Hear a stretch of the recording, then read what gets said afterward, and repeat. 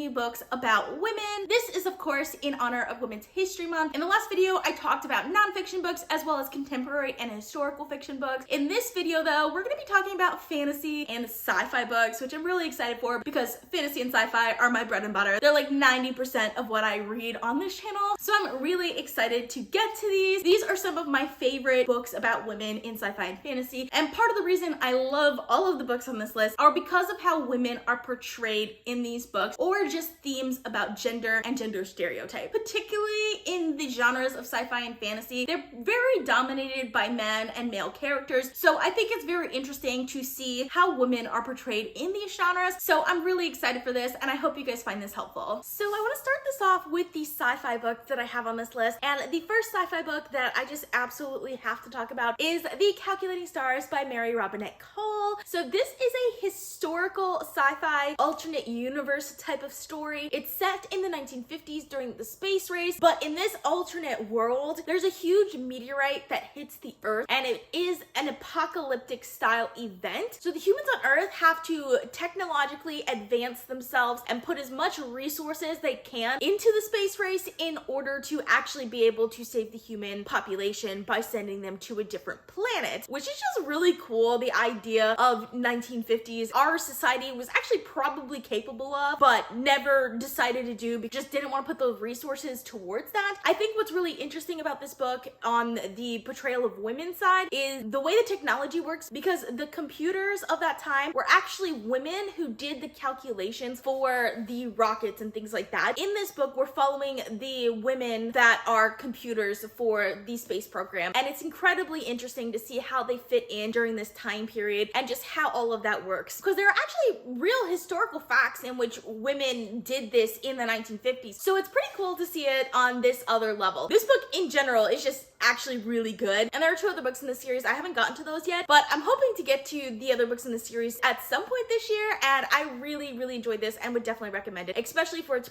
historical portrayal of women and its sci-fi aspects as well. So this next one is technically not specifically about women, but it has a lot of interesting ideas towards gender in a sci-fi world, and that's The Left Hand of Darkness by Ursula Le Guin. So this one is set on a completely different world, so it's definitely like hard sci-fi, and there's another alien race that are able to change their genders. So the entire race is technically gender fluid, and because of that, there are a lot of ideas and themes that we have that these aliens just don't have. A lot of prejudices and things like that these aliens just don't have, and it's incredibly interesting to see how they think and feel. So I absolutely love this book because of that. It actually doesn't have a female character in this book, but I think just the way that it talks about gender and bias and things like that, it's definitely worth the read as well. And it's just a really cool sci-fi book, world building wise as well. So would definitely recommend this. This one is kind of a classic though, so it is a little bit harder to read than some of the other books on this list, but still would highly recommend this one. And the last sci-fi book is actually could be considered sci-fi or fantasy. I could not do this list of books without talking about Octavia E. Butler, because pretty much all of her books would fit on this list, but the one that I actually want to put is Kindred by Octavia E. Butler. This is actually the book that everyone recommended to read first by Butler, which I didn't actually read this one first. I read Dawn instead, which is also really good, but I completely understand why people recommend this book as the first book that you should read by Octavia E. Butler, because it's an historical fiction sci-fi, if that makes sense. It's a time travel novel, in case you're wondering, and obviously, as you can tell by the cover, the person who ends up going back in time is Black. So there are a lot of implications to that because she goes back to a time where slavery very much exists. She's not 100% Black. I think one of her ancestors is white, so she actually meets that slave-owning ancestor that is white in the past. We see how she's treated as a Black woman in America during that time period, and it's absolutely horrifying. Absolutely love this book. It's the time travel book that I've literally been looking for like decades, and like finally got it, because one thing I really hate about time travel books is they glorify the past in certain ways, and this book definitely does not do it. It definitely shows us the struggles that women during that time period, specifically Black women during that time period, had, and I loved every second of it. So would highly recommend this. If you haven't read any of Butler's works, this is a really good place to start because it's easy to read in the sense that it has a historical / contemporary feel to it, as opposed to some of our other books that are a lot more hard sci-fi. It also shows just how dark her books get, because it starts off really dark from the get-go. So just trigger trigger warning for that. Overall though, it is absolutely fantastic and probably one of my favorite books on this list. Now for the fantasy books that I love because of their portrayal of women. So the first one that I'd have to recommend is the Broken Earth series by N.K. Jemisin, the first book in the series being the 5th season. Now, I didn't pick up this series because of the portrayal of women. I hadn't even read any books by N.K. Jemisin before to even know that she would go in that direction. The reason why I picked up the series is because it's a post-apocalyptic high fantasy series. So it's set in a world that is dying, and our main character practices orogeny, which is the ability to manipulate Earth, which is just really cool, but she's persecuted for her abilities. And there are multiple points of view in this series. I don't want to give away too much about those points of view just because they are very interesting in the way that they're structured, but the way the women are portrayed in this series is done really realistically, while at the same time, I absolutely love all of the female characters in the series in a way that I really didn't expect to, because they're not caricatures of like that strong female character, and yet they happen to be very strong female characters that go through really difficult situations, and they handle those situations tremendously well. I absolutely love every single female character in this series, and that's really the reason why I love this series so much, because of the characters and how well they are characterized and the amount of strength and vulnerability that they have while still like being extremely powerful. I absolutely love this series because of that. It's also great because of its world building and creativity. Like, I mean, there's a reason these won the Hugo Award 3 years in a row. It's an absolutely fantastic series that I think all high fantasy readers at some point in their life should read. The next one that I would like to recommend is Circe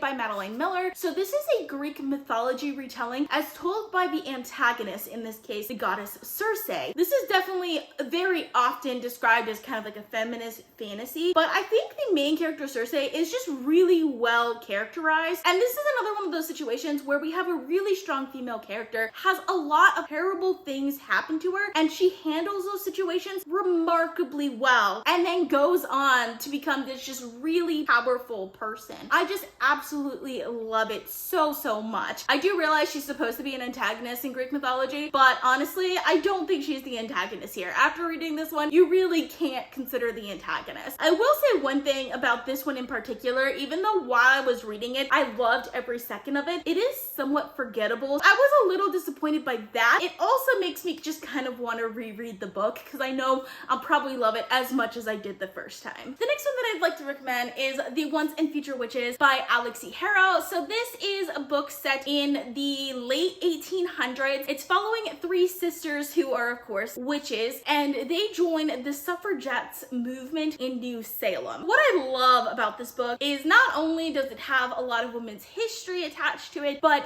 the actual characters are very well defined, and what works really well for me is the relationship between the sisters. They have complex relationships that feel real when you're reading the story, and I absolutely love that about it. It's also a historical fantasy that is beautifully written. Highly recommend the audiobook. I absolutely loved it, and it was just a very beautiful and moving book to read. Would definitely recommend this one, especially during the fall season. It's not quite horror, but it has this sort of magically atmospheric feel to it that is just perfect for that time of year. So would definitely recommend it for then, but really it could be read at any time of the year. Not only does it have a great atmosphere and characters, the plot is really well done as well. So don't think that just because I'm not talking about the plot doesn't mean that it wasn't good. It was still good. Would definitely recommend this one. And I love that it wasn't just a story about witches. It actually touched on real history that happened during that time period. So I enjoyed that aspect of it as well. And for the last one in this section of the video, I have to talk about The Invisible Life of Addie LaRue by V.E. Schwab. So this is the first book by V.E. Schwab that I just truly loved. So it's following a French girl named Adelaide in the early 1700s, makes a Faustian deal to live forever, and it follows her entire story. But what she doesn't realize when she makes this deal is that anyone who sees her, once they turn away from her, they'll no longer remember her. So it follows a lot of the trials and tribulations she has of being a woman during this time period that is a stranger, that no one really knows and no one's really fighting for and rooting for. And I just loved every second of it. It does have the kind of this interesting romance towards the end that I also really loved, but I just loved like seeing all the troubles she goes through and how she handles that was incredibly well done. I also think the writing in this was very beautiful and very well done. It also has that kind of atmospheric feel to it that I absolutely love. This one is probably one of the most popular popular books that I'm mentioning today, but I would still definitely recommend this for people who are looking for the portrayal of women in fantasy. This one maybe is not as much as some of the other ones that I've mentioned here, but still a really great example of how women should be portrayed in fantasy novels. So up until this point, all of the books that I have mentioned are written by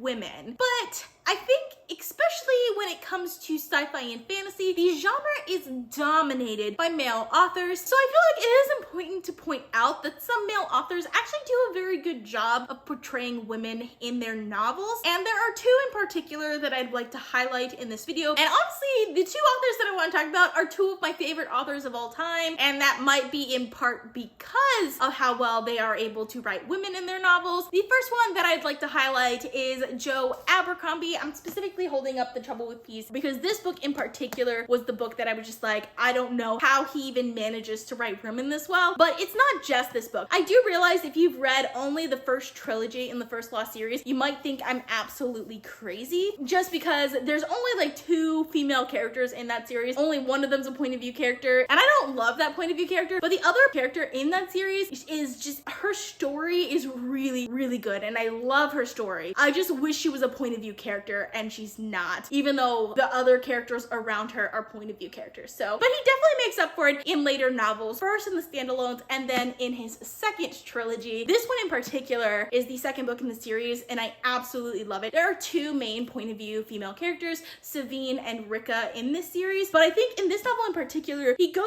above and beyond in the way he portrays a pregnant woman in a time of turmoil and uncertainty towards war, and just like how she handles that is just incredibly well written. And I just honestly don't understand how Joe Abercrombie was able to get into the mind of a pregnant woman that well, but I just loved every second of that portrayal, and I just think it's really well done, and really, really enjoyed this series, partially because of that, but just because it's a great series overall. And lastly, I feel like you can't talk about the portrayal of women in fantasy without mentioning A Song of Ice and Fire by George R.R. Martin. I'm specifically holding up A Feast of Crows, but this series in general just has tons and tons of female characters that are very well written. I think the first one that surprised me the most was Catelyn Stark in the very first book, but then you also have her daughters, Arya and Sansa, who are also very well written, and then we have other characters as well. And then of course you can't talk about this series without talking about Daenerys Targaryen, or of course, because I'm holding A Feast of Crows, Cersei Lannister. In this book in particular, we get to see Cersei's entire story from when she was very young and wanting to marry a certain person and then getting shuffled off to a different person, and just all of the power struggles that she has and her desire to be a boy just so that she could be the heir to her family. It's incredibly interesting to see all of her struggles, and of course all of that is done in flashback because this book is set later on in life when she's in a very difficult situation politically, and seeing how she's able to handle that. It is incredibly interesting to see characters like this, and while Feast of Crows is probably my least favorite in the series, I definitely think it is a very good example of how portraying women in fantasy can be done very, very well. And the Song of Ice and Fire series in general, I think just does a really good job in portraying women in fantasies and the struggles that they go through, in part because they are women. So that is all I have for you guys. I hope you guys enjoyed watching. I post videos on Tuesdays and Saturdays, so consider subscribing. And I occasionally post bonus videos, so if you'd like to be notified as soon as I upload, you should click that little bell icon. If you like this video, please give it a big thumbs up to support my channel. All social media links are in the description down below. Thank you guys so much for watching, and I will see you guys